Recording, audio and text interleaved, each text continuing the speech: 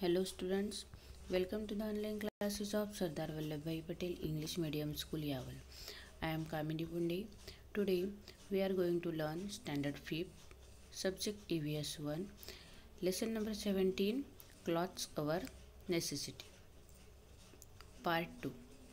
Can you tell? Repeat the first can you tell activity and make new notes in your book. मतलब पहली बार की गई, बताओ तो पहली बार की गई कृति अब फिर से करनी है या फिर अपनी कॉपी में लिखनी है. Okay. While doing this, keep in mind your need and write the number of clothes you choose in the box. यह करते समय अपनी आवश्यकता को ध्यान में रखना है और चित्रों के कपड़ों का चुनाव करना है या उसकी संख्या आपको बॉक्स में लिखनी है. Are your answers in the second activity the same as the first. मतलब क्या तुम्हारी पहली कृति के आंसर और इस समय की गई कृति के आंसर सेम है. After this activity, we may find that the number of clothes we wish to have is rather large. मतलब बच्चों, इन प्रश्नों के उत्तर मिलने पर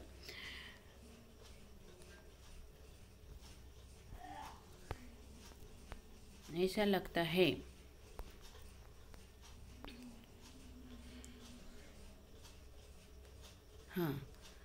देखो बच्चों, इन प्रश्नों के उत्तर मिलने पर हमें ऐसा लगेगा कि हमारे पास जितने कपड़े होने चाहिए उतनी उनकी संख्या उससे अधिक है. कपड़े होने चाहिए और उन कपड़ों की सचमुच ही उतनी आवश्यकता होना, ये दोनों अलग अलग बातें हैं. Wanting clothes and really needing them are different things. Wanting thing when we do not need them is simply desire not necessity. और ये दोनों अलग अलग बातें. आवश्यकता न होने पर भी वस्तु ये चाहिए, ये हमारा क्या होता है, लोभ होता है. We see many advertisements on TV, hoardings, etc. and we are attracted towards the clothes shown in them. This attraction can turn into greed. मतलब हम प्रसार माध्यमों द्वारा कपड़ों के विभिन्न एडवर्टाइजमेंट देखते हैं और उनकी ओर हम आकर्षित हो जाते हैं. इस प्रकार वस्तुओं के प्रति निर्मित होने वाला आकर्षण हमारे लोग को क्या करता है, प्रोत्साहन देता है. डिस्कस मतलब आपको चर्चा करनी है. Need and greed for clothes मतलब कपड़ों की आवश्यकता और लोभ, इस पर आपको क्या करना है, आपकी क्लास में डिस्कशन करना है. यूज़ योर ब्रेन पावर मतलब आपको थोड़ा सा सोचना है. Rohan and Sania have many clothes, but they do not wear many of them. Now they are wondering that they should do with all these clothes. Help them to solve their problem. मतलब रोहन और सानिया के पास बहुत कपड़े हैं, इनमें से वे बहुत से कपड़ों का उपयोग नहीं करते. अब उनके सामने यह समस्या है कि इन कपड़ों का क्या किया जाए. तुम उनकी समस्या हल करने में मदद करो. ओके, आपको मदद करनी है. Next, try this. अभी ये आपको एक्टिविटी करके देखनी है. फॉर टीचर्स, ये टीचर के लिए है. During the interview often observation about the following points. मतलब अपने परिसर में उपलब्ध वस्त्र निर्माण का एक उद्योग देखने जाना है, अथवा साक्षात्कार के लिए वहाँ का कोई कुशल श्रमिक आपको बुलाना है। ओके।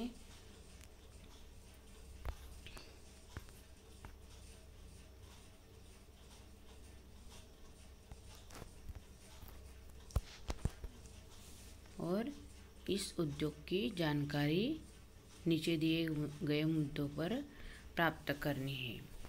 ओके। तो हमने क्या देखा, during the interview obtain information about the following. अभी देखेंगे हम, व्हाट इंडस्ट्री इज दिस, यह कौन सा उद्योग है। लुक एट दिस पिक्चर, देखो वहाँ पे जाकर देखना है। यहाँ पे हमें चित्र दिए हुए हैं, तो पूछा है कि यह कौन सा उद्योग है। 2 नंबर है, what is the product of this industry, इस उद्योग से कौन सा उत्पाद निर्मित होता है।